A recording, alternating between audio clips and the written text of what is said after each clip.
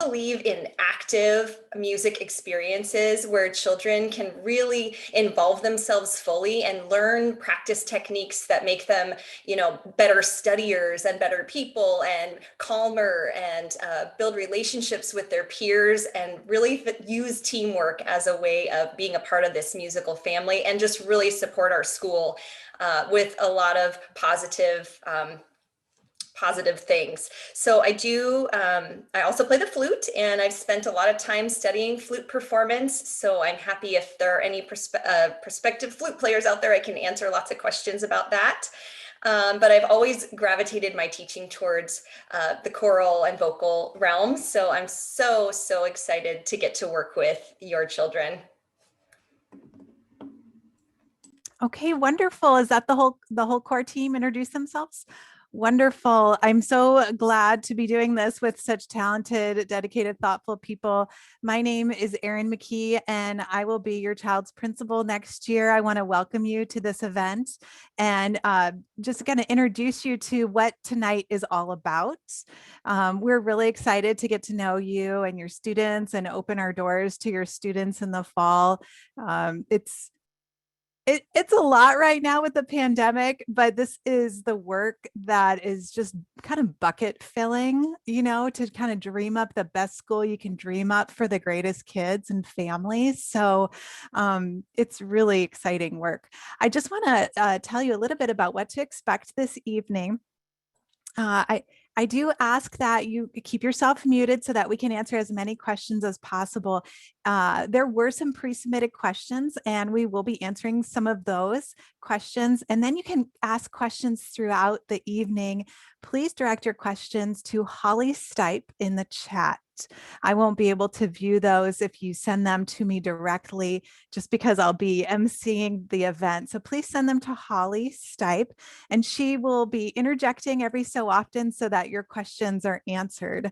I do want to remind you that this event is recorded. We will be posting it on our website. So if you feel more comfortable muting your camera, we totally understand. You can keep it on as well, but just know that it will be recorded. So in that vein, I ask that you not ask the super specific questions regarding your child, because I wouldn't want to post that on our website publicly. If you have a specific question, I ask that you reach out to your child's current teacher. Our fifth grade teachers know a lot about sixth grade, even though we're in different buildings. They know a lot about sixth grade. If your child has an IEP or a 504, or they're in the English language learner program, I ask that you touch base with that case manager, since that person knows your child best. We don't know your child yet. We will very soon, but that case manager will be providing information to us so that we know how to serve them when they come to middle school 6. So that's just a word about those specific questions and those specific circumstances. I'm happy to answer questions generally about any aspect of the school that I can, but those super specific questions, we'll just have to we will answer in a different way. Okay, let's see here. And you all had a chance to watch the video.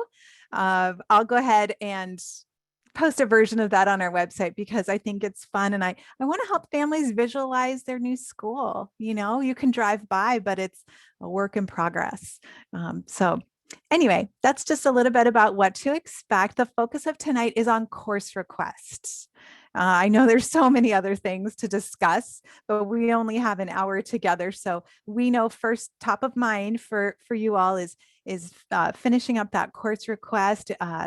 It was started last week. A lot of resources were sent out, but we wanted to plan this evening to answer your questions so that you felt really confident with those choices that your child is making for sixth grade. Okay, let's see here. And then I'll share my brief little intro. So my name is Erin McKee, and I'm the current principal at Maywood Middle School. I will continue in that role until the end of June, and then I'll only be the principal of one school. So looking forward to that. This is just a dream come true. I think every educator wants to open their own school. I think if I think that's just a dream of any teacher or principal, and we get that chance to just make the most inclusive um, educational environment that has opportunities for all of our children to learn and grow and try new things, and you know just really blossom during their 6th through 8th grade years. I know I personally had some struggles as a middle schooler, and I really relied on my middle school and the staff there and the community that was built there to help me through that time. And I'm dedicated to doing that for your child as well, along with this amazing staff and the amazing staff we will hire. Okay, so Miss Stipe, just want to check in. Do we have any hot questions in the chat? Thanks for asking. Not so much yet. Mostly, Okay. But there is a question about sports, and Great. so perhaps that's something that we could address right now. Yeah, I think that's a great idea. When to sign up for school sports and what preparation is needed as a parent to ensure that your child is able to participate in middle school sports. Wonderful, wonderful. There is some general information on our website, on the course request website, for specifically for 6th grade families. And there's athletic information within that video. It goes over the different seasons and the different sports within those seasons. There are a lot of sports opportunities for our middle schoolers, and no previous experience is required. Your child doesn't even have to have touched a softball to play in the softball team. And by the way, our softball team is co-ed, so that's really exciting too. But no experience necessary. If your child has any interest at all, we encourage them to come out, and our coaches will coach them up and they'll teach them these things. We will send out information via e-news in terms of what forms you have to fill out. I would encourage you over the summer, after July 1st, I believe, to make sure your child's physical is up to date. That's the only thing. That's the only bit of homework I would recommend, but you can always get that right before their sports season begins as well. But if you want to check that box, that's something to think about. So yeah, great question. I'm glad there's interest in sports, because we got some teams to fill. So We do have a question about electives. Specifically, is it possible to change electives in the 7th grade? For example, if someone were to sign up for an elective in 6th grade and want to change pathways in the 7th grade, is that possible? yeah, every year is a new year. Actually, in middle school, the phrase is every day is a new day. But for 7th grade, actually, the elective options really open up. More so, there are more choices at the 7th grade level. So it's just, there's a lot to choose from. There's a lot of choices to make. This is great. This is great for your child as they gain independence and, grow into a teenager. And I don't think the word teenager is a bad word. I love teenagers, but those options do increase as they move on in their middle school years. I'm going to go ahead and show the academic counseling website right now. And I'm going to show you where you can find all those resources. So bear with me. And I'm sure it'll generate some more questions, which would be great.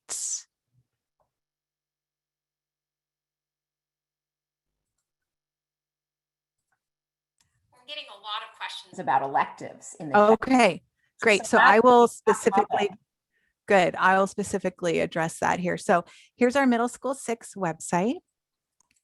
And you can see it already has our school colors. Does the view work for all of you? Can you see that? Okay, great. So here's our middle school 6 website. You will click on academics and then go to academic counseling. There's a lot of info here.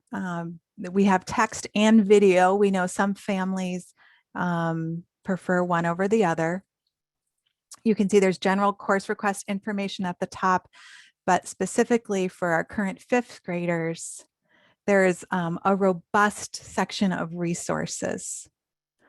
So you can see that there are videos, a general Welcome to Middle School 6 video, and then there's videos on all the subject areas: math, science, English language, arts and social studies, music electives. So that's one elective video. Then there's another elective video specifically on non-music electives. PE and health are required electives. I know that's a misnomer. And a general elective. So that's where you're going to find intro to leadership, intro to art, tech smart. So those are some of the electives available for sixth graders. And so I made that video for parents to shed some light on what those electives are like and how they can choose those. And then there is information about the English language learner program, what the counseling department provides in terms of support. And then down here, you can see kind of a more formal letter from our teaching and learning department. And then these are the elective course descriptions. So again, different ways to get the same information. We wanted to make all of these available just because we know families, they find different things useful for them as they make their choices. We're getting Holly, does that scratch that itch for the electives? A little bit. I think that the main thing is how to access this information. It's a transition for I know these soon to be sixth grade families to make a lot of choices, right? Yeah, right. And so increasingly using the school website will be like a great first place to go. It looks like both Miss Moore and myself have put the link to the middle school website into the chat so that you can access it. So wonderful. Thank you for doing that. I forgot to mention there's also the video up here. I don't know, can you see my highlighting?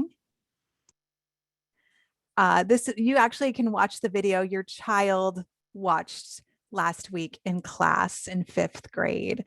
So you can also watch that if you want to see what they saw. So everything is here. It's a one-stop shop.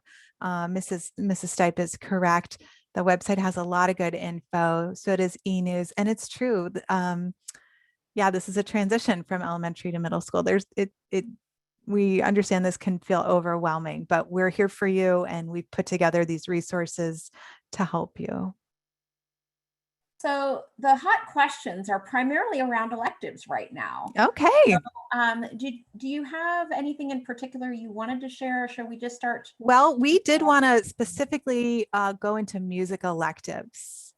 So why don't we do that and see if there's more questions about electives, and we can dig a little deeper. I could even bring up the course description, but I won't be playing any of these videos or, reading the documents because they're here for families to use as they need.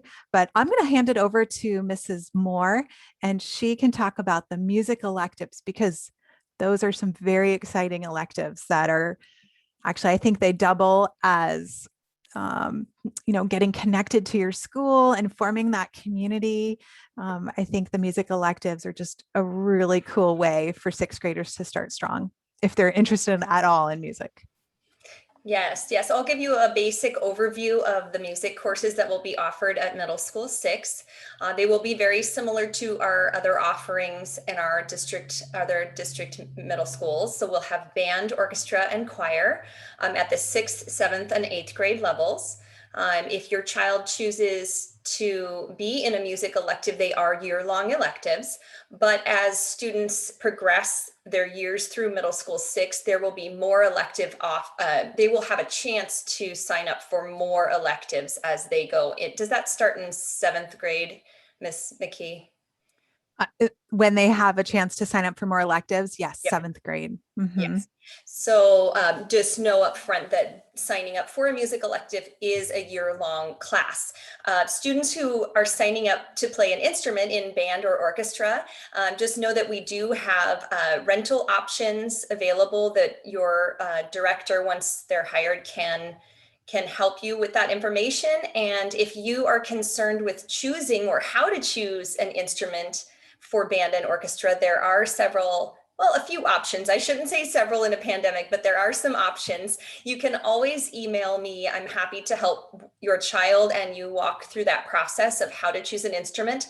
But the Maywood video that we posted on our website is very informative and gives the student voice because we couldn't give our students voices yet. We will be in the future. but it does show students and why they chose the instruments they did, and it gives a good view of them. If your child would like a more hands-on approach to choosing an instrument, I have called a few local music stores that are willing to help your children get those instruments in their hands to see what they feel like. During COVID, because of protocols, they can't use wind in an instrument, but at Music and Arts in Issaquah, they have assured me that they will allow your children to hold the instruments and look at them up close, and they can talk to them about what each instrument, specifically might require. Although I like to think of that being the teacher's job to inspire your child to play the instrument they choose. So I think there's no wrong choice. And then as far as larger instruments, I do know that, your child cannot transport a cello and a double bass, for example, on the bus. So I do know that there are rental options through our school district for all of our instruments, actually, which we will be giving you information on later if you choose to join that class. So your child will be playing those larger instruments at school, and then some students decide to transport them home in a different way for the weekend, or maybe there's one day a week that they may take those home to practice. But generally at school, there's a separate larger instrument available for your child. So that's very promising. Gosh, what else would I want to say about music electives? There's a number of questions about what instruments are available. Specifically, things like piano. Is piano an instrument that a student could play? Yeah, those kinds of things. That's a great question. I actually have seen that question coming in from some of our elementary school music teachers already to me. And if your child is interested in playing piano at middle school 6, we will have opportunities for ASB clubs. We haven't gone that far to figure out if there will be jazz band offerings or such, but in the future there might be. I can assure you that I would use your child in choir if they are interested in accompanying or playing piano for warm-ups. I am a master at pulling kids in and giving them music and saying, hey, can you play this? Because I love to have my hands free. So they can definitely talk to me about opportunities. And I do believe in certain instrumentation, it might be used in band and orchestra as well, but I can't say for certain because I'm not teaching those subjects. So I would say if your child does take piano lessons already, there will be opportunities for them to play, but that I might encourage them to sign up for another music course to expand their musical horizons as well. All right, so then regarding music, and I think this is maybe something that you could chime in on, Principal McKee, and that is if a student chooses to go the choir or music route for elective, are there other choices for electives open to that child as a 6th grader? What do they need to do? Right. So they would, let's say they chose, they wanted to play the cello in the orchestra. That would be their main elective that they've chosen. And then the required electives, which I know sounds kind of silly, but they get to take 2 trimesters of PE and 6th grade health. So, and then the other 4 classes would be their core classes. And I do want to assure folks, sometimes families wonder, well, what if my student doesn't get into orchestra or band? That is not an issue. We make sure all of our students who sign up for music have a spot in our music classes. So yeah, if your child doesn't want to take music, it does take the place of a period in that or a class period. And so that's a family conversation. But I do want to say if they have any interest in music, even if they have no previous experience, middle school is a perfect time to try and start that up. I can't tell you how impressed I've been after visiting, a 6th grade band class or a 6th grade orchestra class in September, and then visit again in the spring. It is absolutely tremendous, the progress they make. I feel like these music teachers are magicians. They are so skilled. And these are students who've never touched an instrument before. So again, if they have any interest, I say just go for it. What better time is there to try something new than 6th grade? Of course, they can try to start it up in 7th grade, but what we see is that students don't.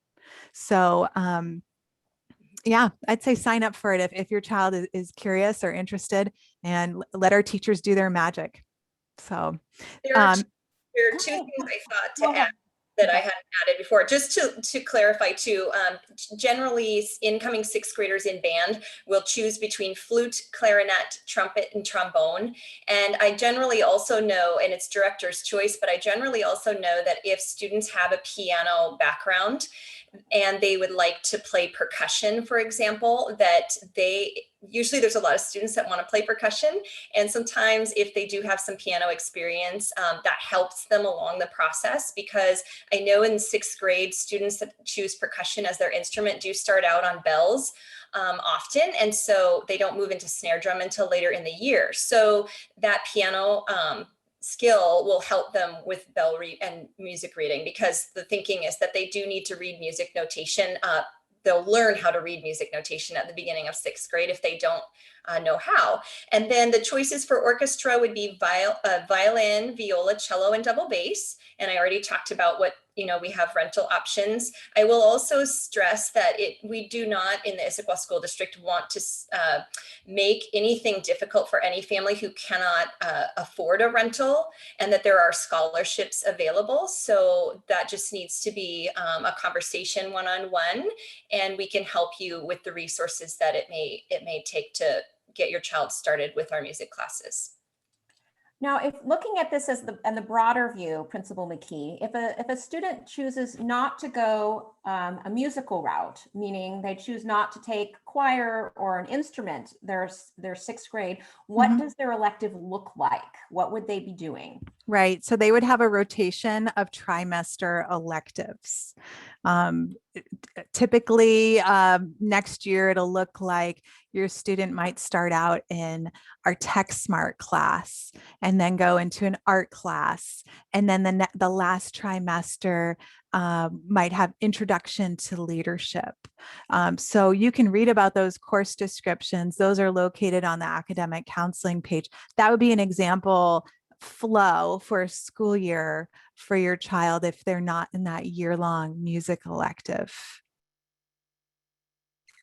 Okay, so we do have a few other questions that are very related to this, and it has to do with extracurricular. So obviously, one way that students feel a connection to a school are the clubs and the after-school activities, and obviously we're creating that from the ground up. But maybe Principal McKee, you could give an idea about how these after-school activities and clubs are formed and that kind of thing. Yeah, absolutely. So clubs is an important part of middle school. And even if you're in a sport, you can still be in a club. It's not one or the other. In terms of ASB and student leadership, those clubs are all student created. So if your student is really into chess and they want to start a chess club, we can make that happen. It's a very simple process, and they would go through our ASB, our student leadership body, and create that club. And they could start meeting. They would get a staff advisor, and they could meet weekly as a club.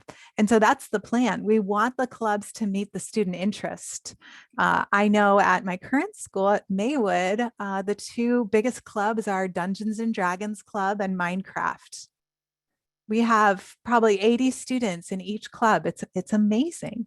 And so these were clubs started by students. So it's a chance for your child to really kind of discover and identify what they're passionate about, and to make an impact on their school. They can say, I created that club. I put my mark on. Hopefully we won't be calling it middle school 6 by this time your students come in our doors, but it's a real sense of accomplishment.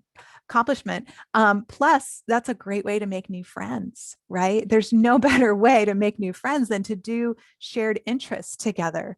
There's pretty much no limit on what kind of club you can start up at school, so long as we can find an advisor and it doesn't violate any of our district regulations. But there's things like writing club, speech and debate, cooking club.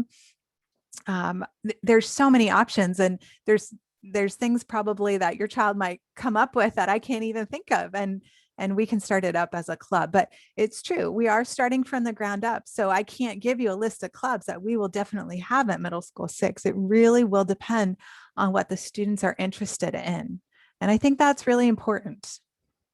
Hopefully that answers that question, Mrs. Stipe. Yeah, it really does. We are getting a lot of questions, mostly still about electives. So let's say a student chooses an elective, and once they're in that elective, they decide they don't like it or they don't want it. What happens then? Well, luckily we're on the trimester schedule. So, the next trimester, they'll be able to start something new.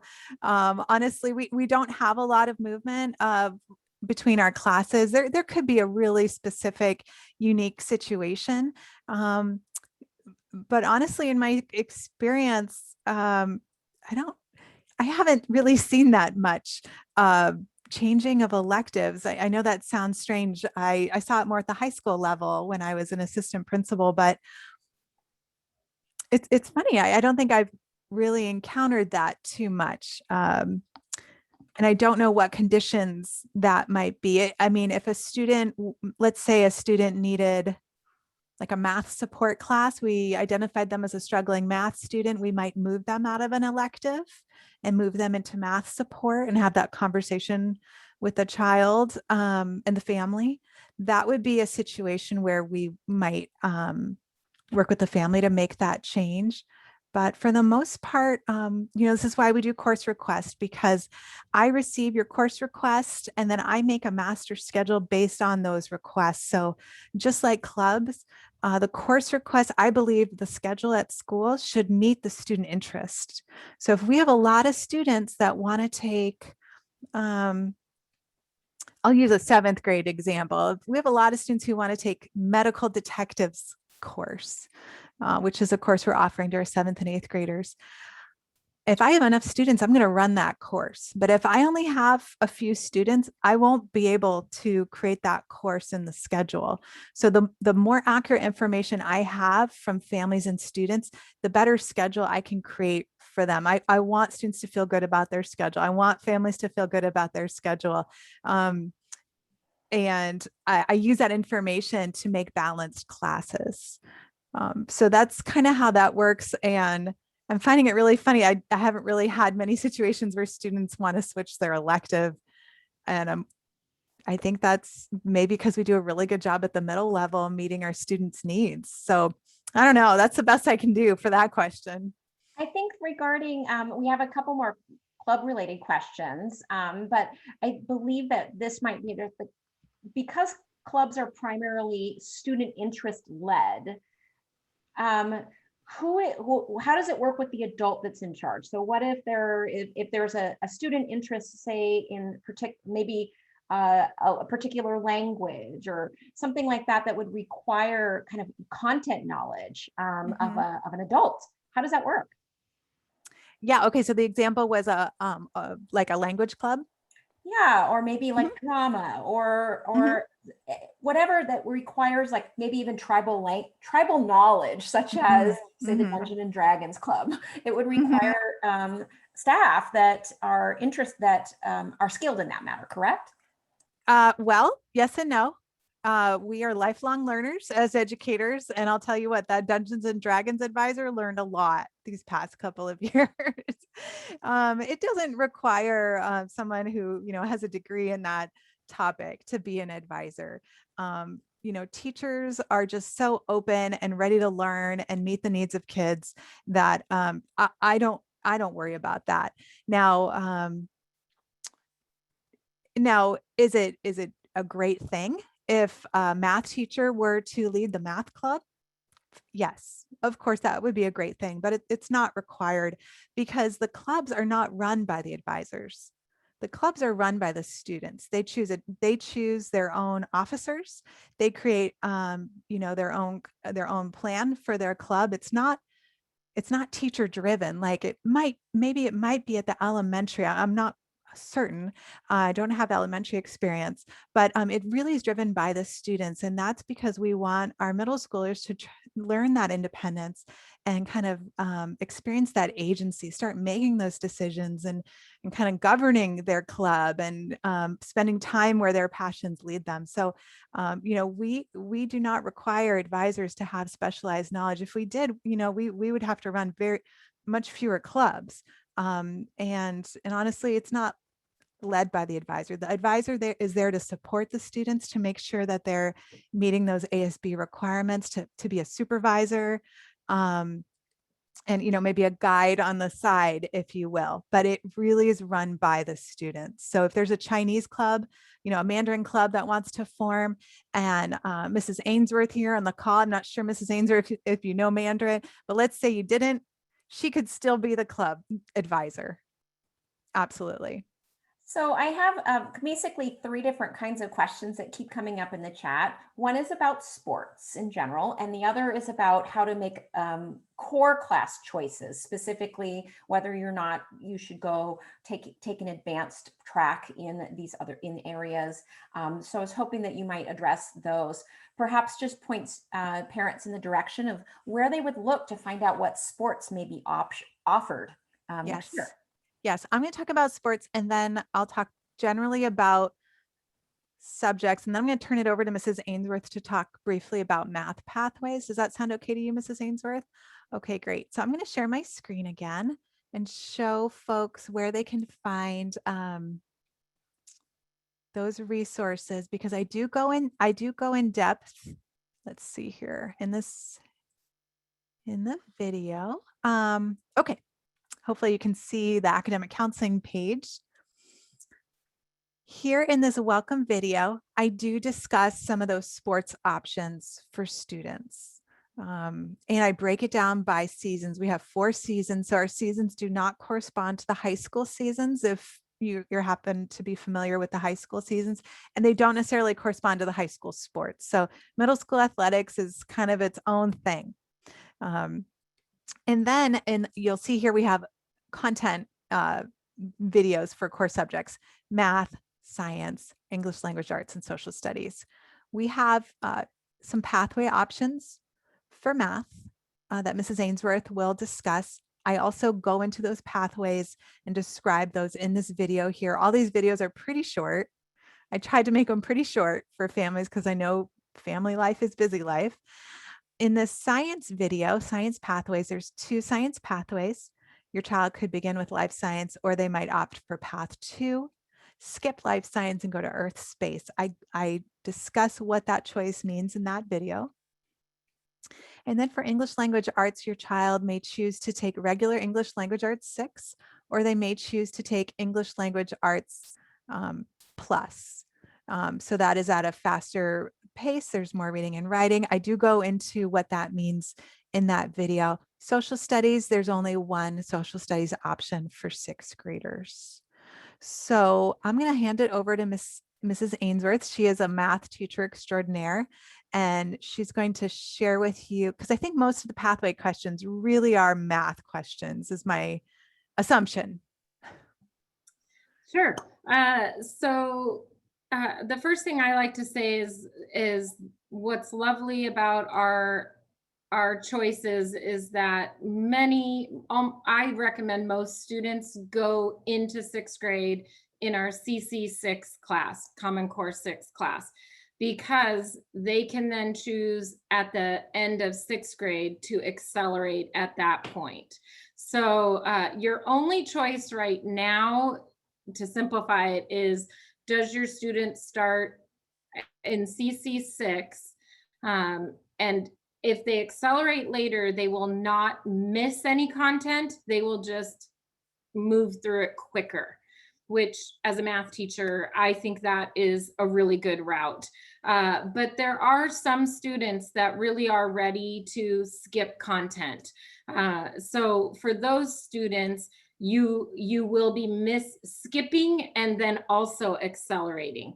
So you will be jumping into CC7, essentially 7th grade content, as a 6th grader, and then continuing that accelerated path. So it is a big leap to take it at 6th grade versus waiting for that acceleration as a 7th grader. So with that in mind, I really like to recommend that you use our tools that we provide. Math teachers created these with the intent of guiding families through making the best decision for their student. Every student is different. I had one student we accelerated and one student we did not, one of my boys.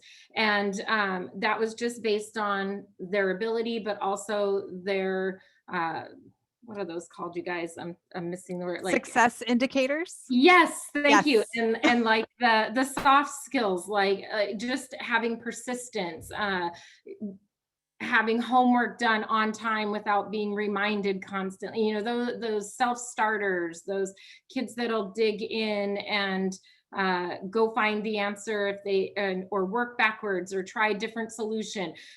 Those are all those sort of soft skills and success indicators that might lead you to choose it in addition to high test scores. So, but the one tool I find the best resource that you'll find on our website when you're looking for the math choices is there's an end of year assessment. It's basically the 6th grade test, if we were to give a test at the end of 6th grade, and really looking at how well your student does and making sure that they meet that requirement. Because you really, if you choose it, you are choosing them to miss that 6th grade content. So we want to make sure they have it going into 7th grade skills. Does that cover it, do you think? Yeah. Yeah. And what I love about our math pathways is maybe your child starts with 6th grade math. They can still accelerate in starting in 7th grade. So if you as a family want to just focus on transitioning to middle school, transitioning to a new middle school, transitioning to in-person learning, I would encourage that, because there are options to accelerate starting in 7th grade. And that's what I love about our math pathways. That same quality is not true about science pathways. When you choose path 2 in science, you are committing to path 2 through onto high school.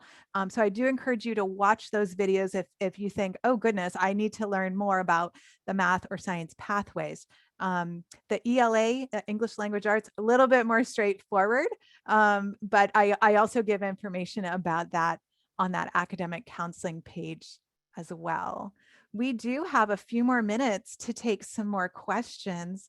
Our event does end at 7, but I want to make sure folks feel like they're ready to begin helping their child transition to middle school. And also, again, the purpose of tonight is really to help you complete that course request. The course request paperwork is due by the 28th. And so I want to make sure you all feel like you're ready to wrap that up by the 28th, because again, I use those requests to build the schedule that's perfect for our 6th grade class. Yeah. Holly, are there any other questions in the chat? Yeah, a lot of questions about routines. And I think that we'll be able to address some of them when I discuss our web program. Yes. But we do have a few questions about, like, how does lunch work in middle school? Those kinds of like some things that might work significantly different at a middle school setting versus how 5th graders are used to working when they're in a brick and mortar school in elementary. Right. Okay. Well, it's been a while since I've been in an elementary lunch, but let's see here what I know about elementary. Let me ask Miss Moore and Miss Berry here. I'm thinking there's no a la carte line. Is that true? No a la carte line. So we have more food options for students. I'm not sure. Do they have? So they must not have a la carte pizza. That's a big deal in middle school. That's kind of number one in the lunchroom is what I'm thinking. I don't know if Mrs. Ainsworth and Mrs. Stipe would. But at middle school 6, we expect to have about 700 students in our school total. And we expect to have a lot of this is in production. So this is my best plan and guess right now. My best guess is we'll have 2 lunches. So that sounds like a lot of students, but we have a nice, beautiful commons space. You can see the artist rendering of our commons space and theater behind me, actually. And so we do have an a la carte line, and we'll be teaching our students systems on how to enter the commons or cafeteria, how to exit. Typically there are lunchtime activities. We'll have a covered play area where students can check out balls or other activities being led by admin or paraeducators or volunteers who want to come in and lead different activities for students so that they can, after they eat their lunch, they can get out, they can engage, they can make friends and have a positive lunch experience. I do believe that lunchtime is downtime for students. They work so hard in their classes. They do need to have a little fun, controlled chaos.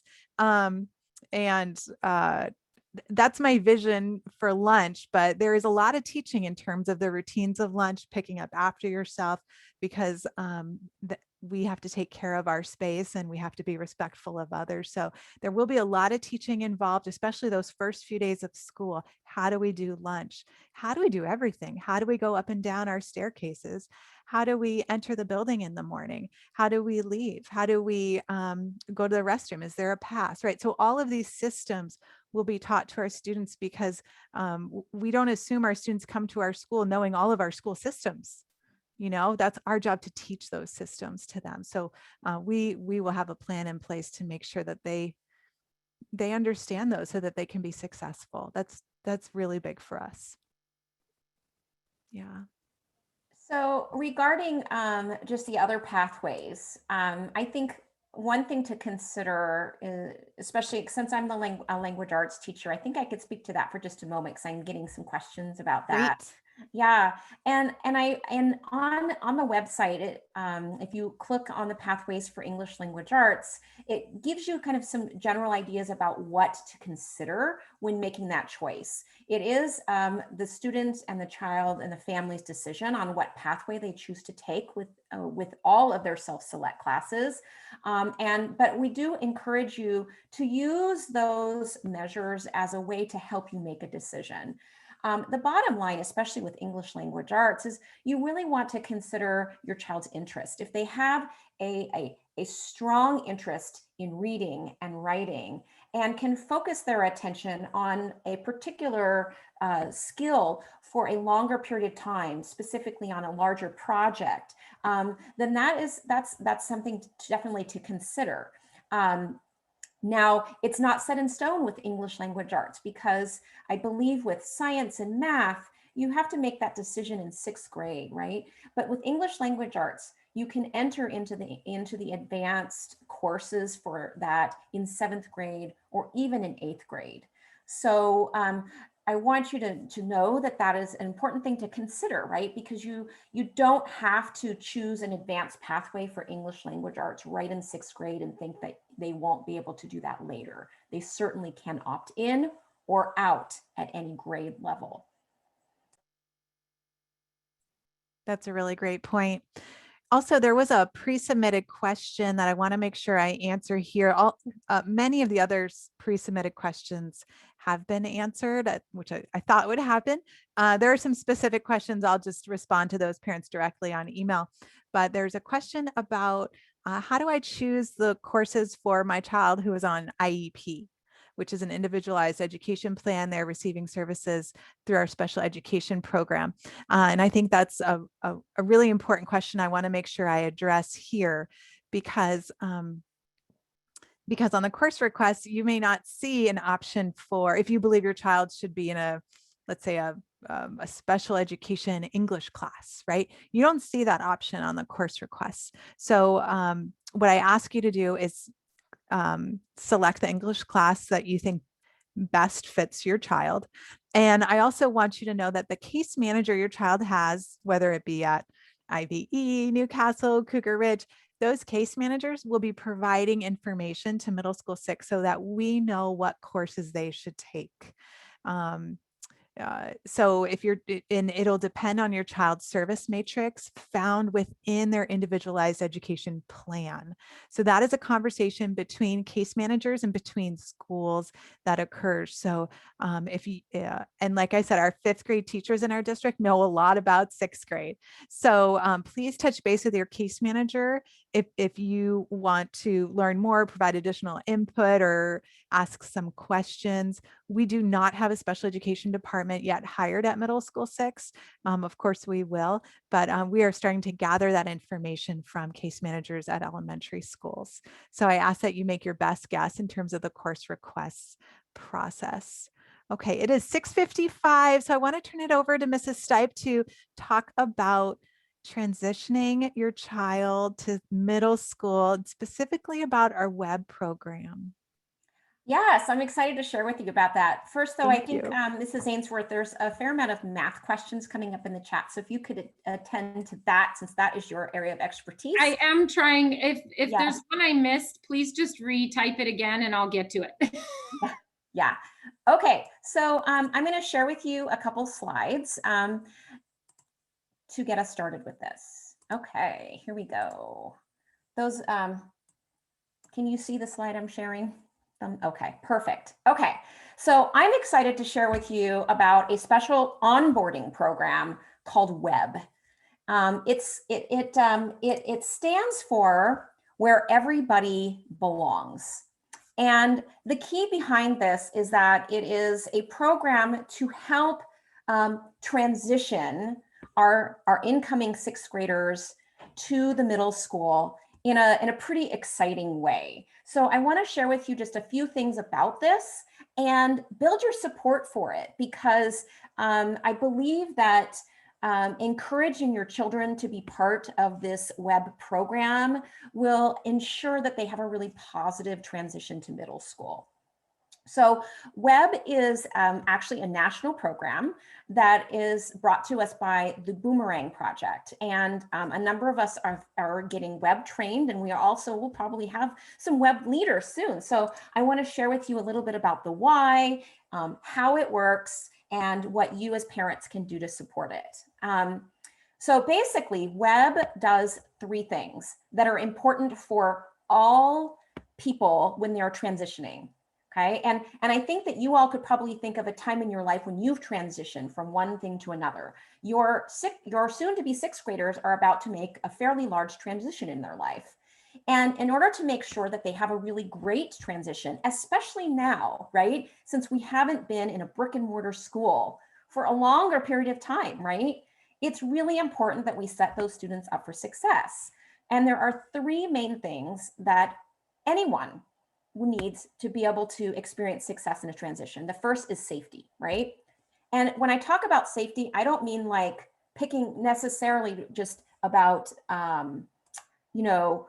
injuries. What I'm talking about when I think about safety here is I'm talking about to feel cared for, supported, and to know that they're just a network of people who have their back, right? So we're talking about the heart of being of safety. Also, people need information, right? You need to build an understanding of new routines in a school, information, and then finally connection. And connection is a way to be able to meet new people and feel like they're wanted and that this is a really good place to be, right? And WEB is a purposeful, intentional program to create a real strong culture of caring throughout our school. So we're excited to bring WEB to middle school 6. Now, how does that work? We are in the midst of recruiting soon to be 8th graders who will be 8th graders at middle school 6 that will be trained to be WEB leaders. They, under the guidance of staff, will direct your incoming 6th graders to an orientation. Now, our intention is for that to be in person. And it should be at least a half-day orientation, and it will be in late August. The date of it is still to be determined, but I mention it to you now because I want you to watch for it and add it to your calendars. Typically, it's a day or a few days before the first day of school, and we hope to have that date out to you sometime soon. Now, this is an important day because this is when your 6th graders will meet some eighth graders who basically have done this before, right? They may not have been at middle school 6 before, right? But they know how to do middle school. And they've been trained as a way to help your 6th graders feel welcomed, to feel supported, to feel safe, and to feel a sense of connection. They'll be able to do things like figure out how to open a locker, move their way from their classes to classes before the rest of the school is there, as well as make a connection with other students that are going to be 6th graders that are joining them from other schools. There's also follow-up activities. There'll be social events, some academic support, and some leader-initiated connection throughout the school year. So how can you support this web program? Watch for the orientation date when it's released and add it to your family calendars, late August. And I say that again because I know many of you families plan vacations and whatnot, and we encourage you to come back from your vacations within a few days before school starts to enable your child to participate in this web program. Talk up this experience with your students, right? That web is a place where everybody belongs. And then do all you can to encourage your students to attend and follow up these social and academic events throughout the school year. We're really excited to bring web to our school, because we know the heartblood of a program are the kids, right? And increasingly, we know that kids do better when they hear from other kids who are experienced with this. So anyways, I'm excited to share with you about web and looking forward to us getting that program up and going. All right, back to you, Principal McKee. Thank you so much. I love being on campus when the web activities are happening. There's just so much energy and positivity. And yeah, I mean, we're ready for students to fill our school and to make it a real school. Really appreciate all of the work that's being done behind the scenes to make that happen, to get our school ready for your students. This core team's been amazing. I do want to say we do have one other core team member who couldn't make it today, Nicole McCullough. She's an English language arts teacher at Maywood. But all of these core team members, they're not just here hanging out for this year. They will be staff at Middle School 6 next year. So that's truly exciting. So I just want to give you a few reminders, and I do see that it's 2 minutes past time. So sorry to keep you all, but make sure that you're getting those e-news messages. That's really important. If your student is an active ISD student and you are within the Middle School 6 boundary, you should be receiving them automatically. Also, have you been receiving text messages? I've sent one text message. It was welcome to Middle School 6. I think it was like last Thursday because I was learning how to do that. So hopefully you received that text message. That's another way we're going to communicate. And then go ahead and bookmark our website because we will put everything you need on that website. In addition, those e-newses are archived on the website. So if you miss a e-news or it gets accidentally deleted, you can go to our website and all those e-newses will be archived right there. It will be a little while till we see you again, but we are very much looking forward to it. And yeah, there's no greater joy for us than to think about that day when we welcome your students onto our campus. I hope you feel like this event was helpful. And we have a couple quick questions. Oh, let's squeeze them in. Let's squeeze them in. Yeah. One is, how do we sign up? How do parents sign up to receive those text messages if they haven't gotten them yet? And then a question about bus services, specifically from the Tallis community, and what to expect in terms of communication from the district regarding bus services. Yes. So, okay. So you should have received the text message if you were receiving the e-news. If you got one but not the other, that's strange to me.